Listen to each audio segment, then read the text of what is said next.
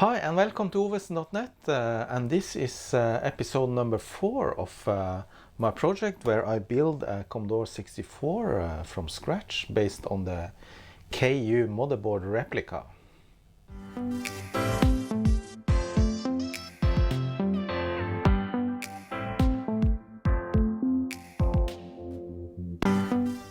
And in this episode I solder in some remaining components and also find the remaining chips that I need for this board to actually power up. And also I find a case that I'm gonna use with this machine.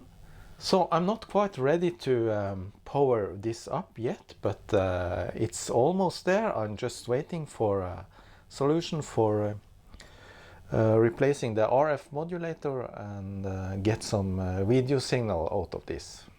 So the first task in this episode is to actually put in some of the components that were missing from the initial order I did from Mouser. I have, for example, I was missing CR2, a Zener diode, and also from the long list of capacitors, I'm missing 3 small ceramic caps, and 82 picofarad, 20 picofarad, 15 picofarad. I don't know why I missed those. Anyway, I have gotten them in from Mouser and I'm ready to solder them in. First, this Zener diode that goes in here.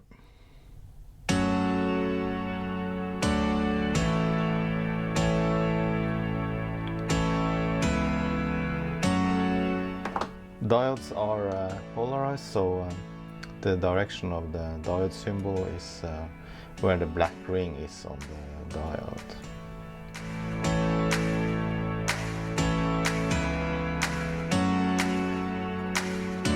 A little bit of flux, then soldering.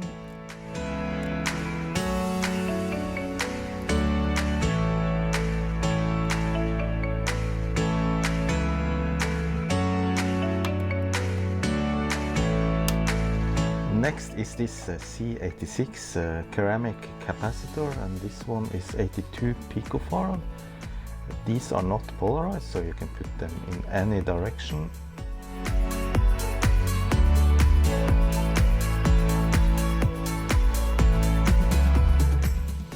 C70, it's a 15 picofarad cap, goes here.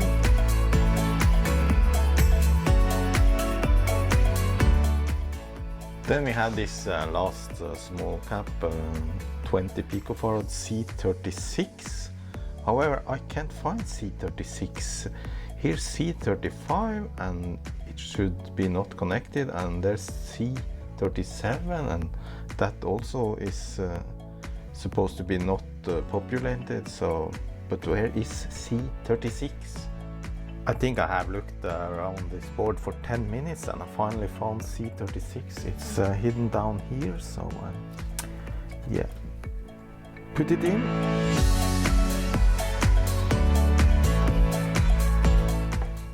Strange thing, I actually have a PDF with the layout of the board, and all the labels of the components are visible so that you can actually search and find them. However, this C36, it did not show up there either. It's there, but I didn't find it with the search function. So I think that was all the components needed to be soldered. What's left now is actually populate the sockets with the correct chips. But before I do that, I will go through the bill of materials list one more time and cross everything off and make sure I have everything in the correct place. Oh, I almost forgot, there's one more thing I have to solder, and that's a jumper wire for indicating that this is a PAL machine. So I have prepared a little wire, just a leg from one of the capacitors I soldered before. It's a little bit unclear where the jumper wire should go. In the BOM it says E1, which is the hole there, but it's clearly marked with PAL on this line here, so I'm gonna put the jumper wire there.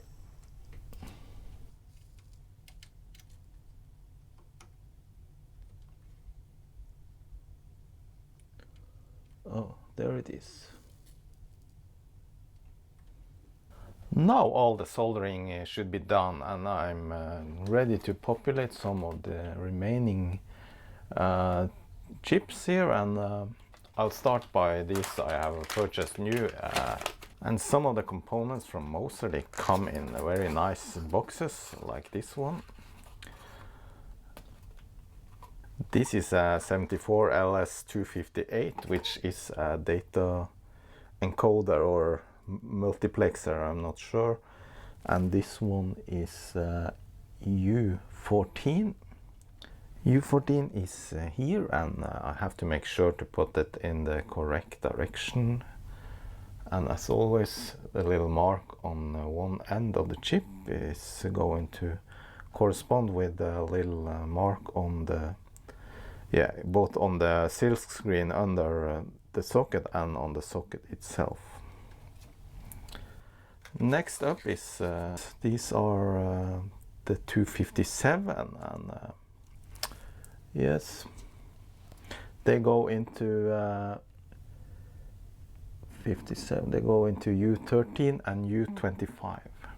U13 is here and U25 is here. So I guess these are responsible for encoding the RAM onto the data bus and things like that.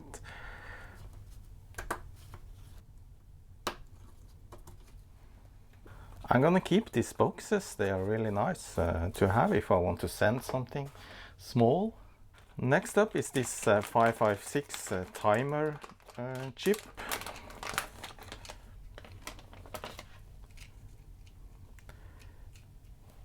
Not the same fancy box this time. Hopefully there's not a lot of people sitting and packaging these chips by hand. Or maybe they use some cheap labor.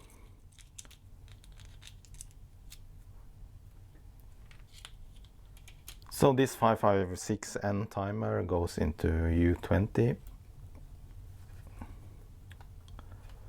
Oh, very wide. I have to bend the pins in a little bit.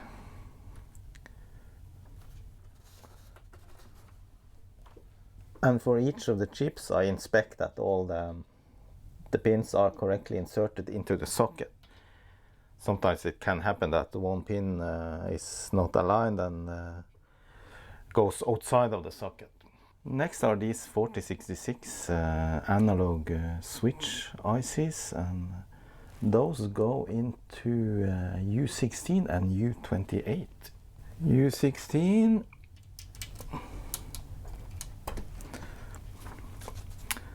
and U28. And here I actually noticed an error I made. I have soldered in this socket for U28 the wrong direction, so the notch is pointing down. However, on the silk screen you see that the notch is upwards, so I'm gonna place the chip with the notch up. This is 74LS08, just some logic gates. And this goes to U27. That's here.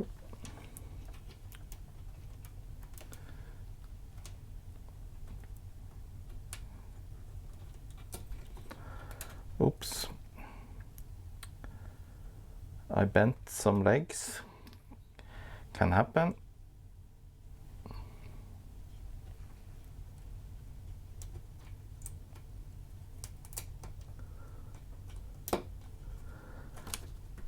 All right, that's it. Then we have an LS 74139, some kind of decoder or multiplexer or demultiplexer. I almost put it in the wrong spot because they're also 193, so you make sure you don't mix those up. 139 goes to U15. U15 is here.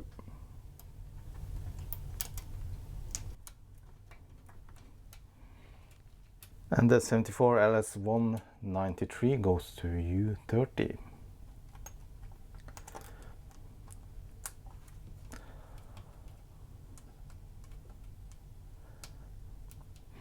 Hopefully this is not that boring to watch. To me it seems a bit boring, this part. Then we have a 37406. These are some inverters, hex inverters, I think. This goes to U8, and there's actually just one of these on the board. I ordered 3, so I have 2 spares. See what I mean when I said I'm checking all the ICs that all the pins are in correctly. This one just put itself outside of the socket, so I need to take it up and do a better job. Luckily it didn't break. If it did, I have 2 spares, as you already saw.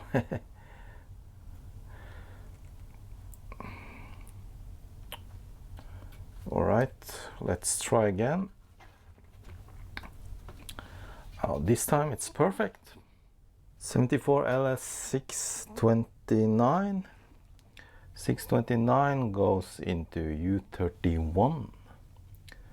And U31 is here.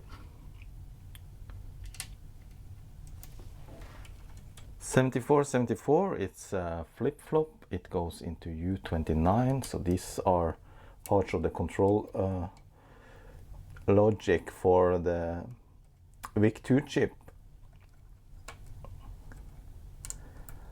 And on later revisions of the Commodore, all this electronics for the VIC-2 chip was combined into one chip, I think. The last of the new components purchased from Mouser, this is it's 74LS373N. It's a latch, and this goes into U26. So this has to do with the RAM, I guess.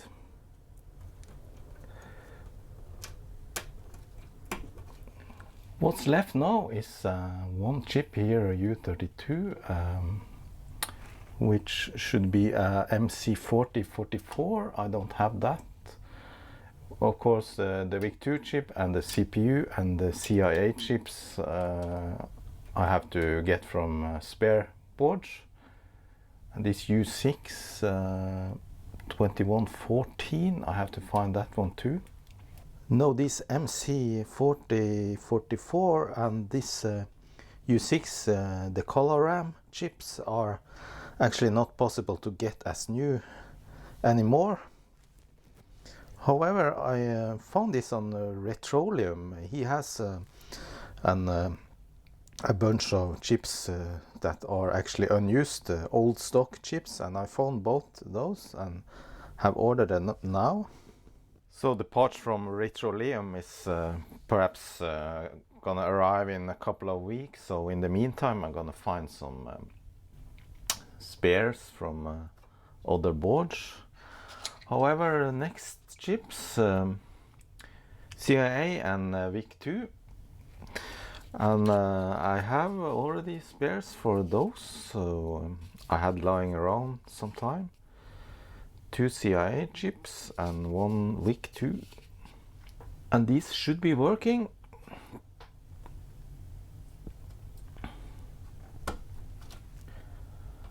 I'm gonna remove that sticker now. And the VIC-2 is from week 29 of 1991, so it's fairly new. Then the two CIA chips, and those are actually identical, but they have different tasks in the machine, like controlling cassette and disk input and output, yeah, things like that.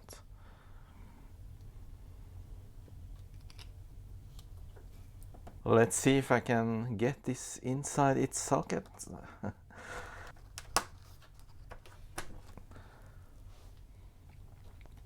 I think those with a white label I purchased as a new old stock, so they should be good.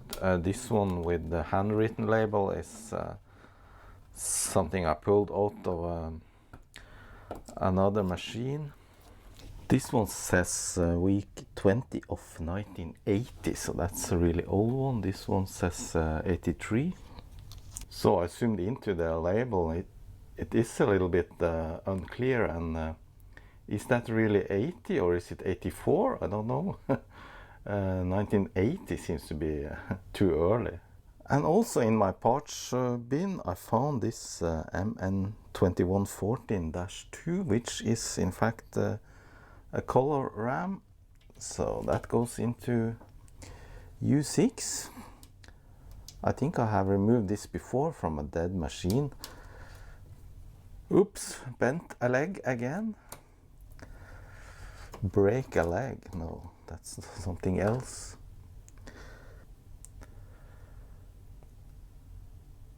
I obviously need to be a little bit more careful when I insert chips.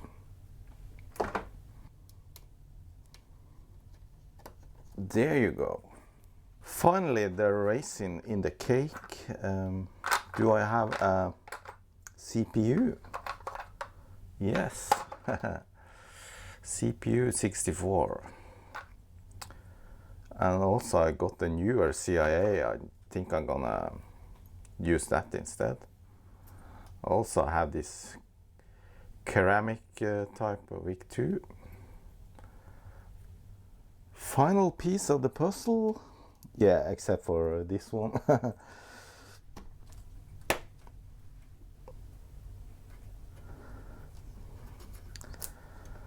And the CPU is from week 37 of 1984. I will of course install heat sinks on most of the chips, but I'll wait with that until I have tested the board that everything is working. Last piece, this one, MC4044, and for that I need one of my parts boards, and if you hear the humming, you hear my desoldering station. So I'm gonna desolder this one. I don't know if it's working, but I hope it is. I have no reason to believe that it's not. So this chip was produced by Motorola, and it is a phase frequency detector used in Commodores. Alright, let me go ahead and do the desoldering. Should be pretty straightforward.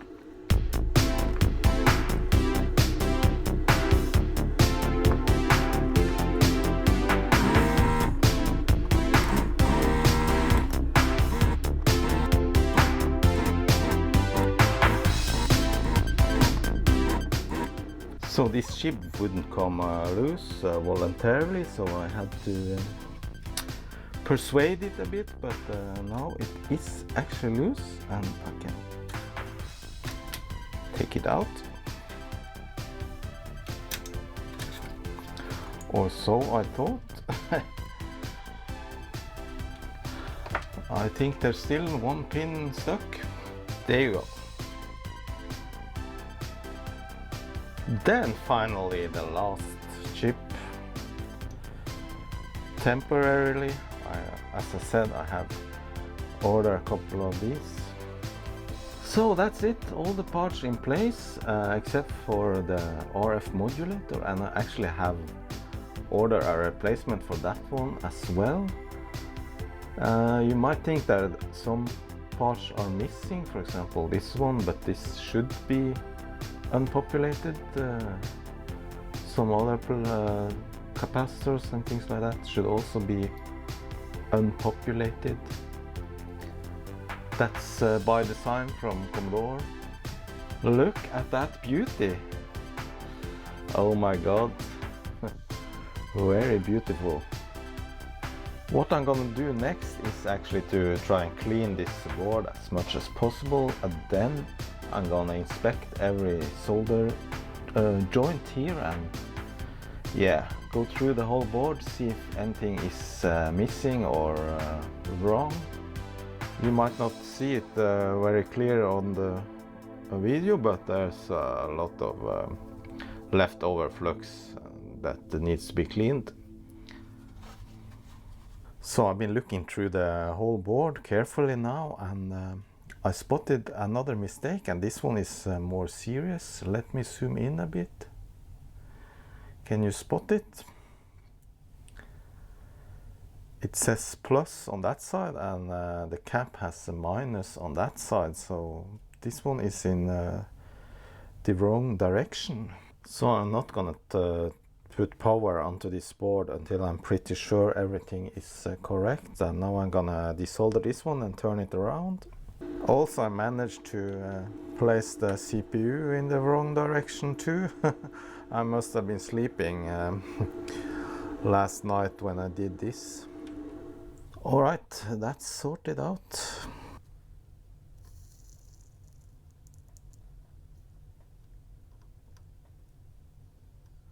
Now for the case, I'm not really sure what kind of case I want on this new machine. However, I found this one and it's a result of a bad retrobrighting job.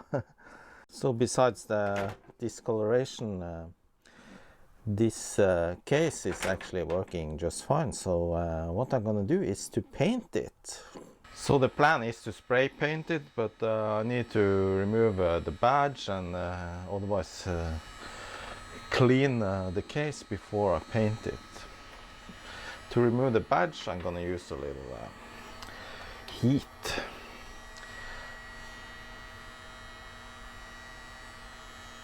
This will heat up the glue and make it easier to remove the badge. Otherwise it's yeah, you risk bending it or damaging the badge. I heat it a bit from the backside as well, and let's see if this starts to loosen up. Yeah, seems to be giving up now.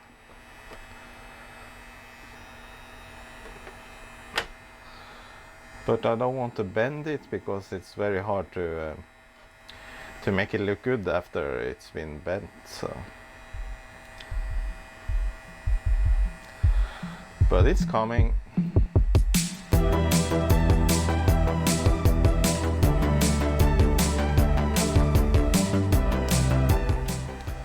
All right.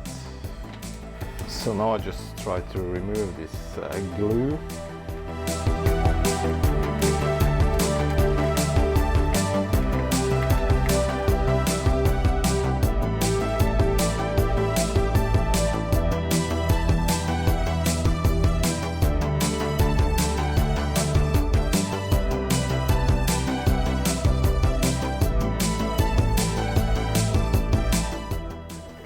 I also clean the whole case with alcohol and some microfiber cloth just to get off any fat or yeah, shit. What actually happened to this case is as I said, I tried to retrobright it, but it went wrong because I had too much heat in the process. I had this in a box with a lamp for heating it up and some hydrogen peroxide cream, but I had too much heat and the cream just burnt marks in it or something, I don't know. It's very ugly. The backside needs a little cleaning as well, and I will mask off this label here with some painting tape, and yeah, try to avoid damaging this sticker is important.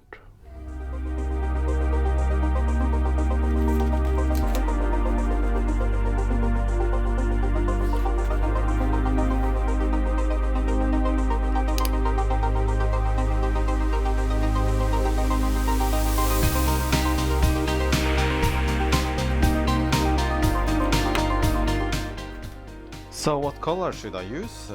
I have this cream color, which is almost the same as the original, but I think I'm gonna go with this silver one here. I think that will be cool. Alright, I'm ready to do some painting.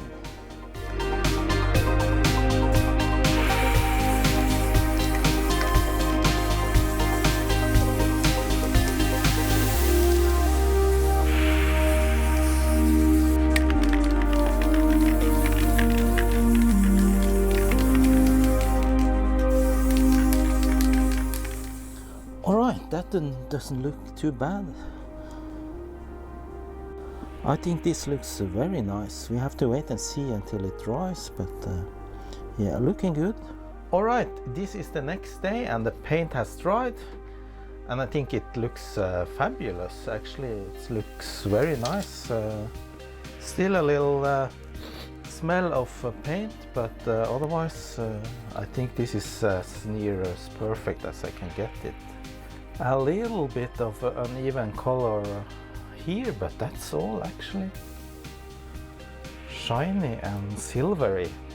So now I'm gonna put the logo and badge back into the case. I actually got a few silver variants here, but these are just decals, and this is like a metal shield, so I think I'll go with the original after all. So I just put a little amount of contact glue onto the backside, and then yeah, distribute it a little bit.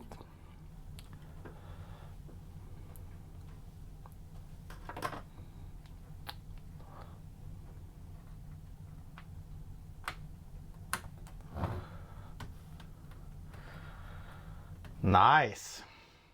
So I don't think this case ever will be yellowed, so no need for retrobrighting on this one. So does the board actually fit? This is the case for the Commodore C, and it didn't have this metal plate on the side, so I have to remove that. Otherwise it looks like it's gonna fit with the screw holes. Alright, that's more like it, and the holes are almost perfect. On the left side you can see the hole is perfect aligned with the case. On the right side it's maybe just 1 millimeter, but that's not the problem. The screws will go in, and on the back side every screw hole is perfect. You might have noticed that the CPU is missing, and that's only because I am borrowing it for another project, but I will put it back pretty soon. So this is the case I'm gonna go with.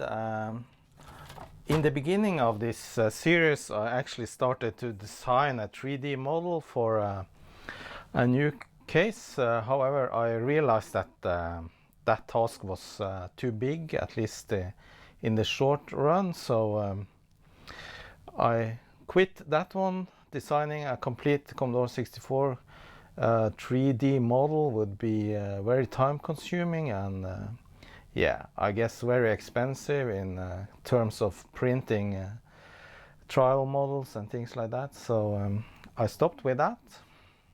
Okay, that's it for this episode of this series, building a Commodore 64. Yeah, I'm not in a rush to complete this project actually, but what's left now is a keyboard and a solution for the video output. So I'm currently waiting for something I have ordered for the video output. Hopefully it will arrive soon, and after that I'm ready to power on and start testing this machine. So with that I say thanks for watching and hope you enjoyed this video, and if you want to see more interesting videos, just subscribe. Thanks, bye bye.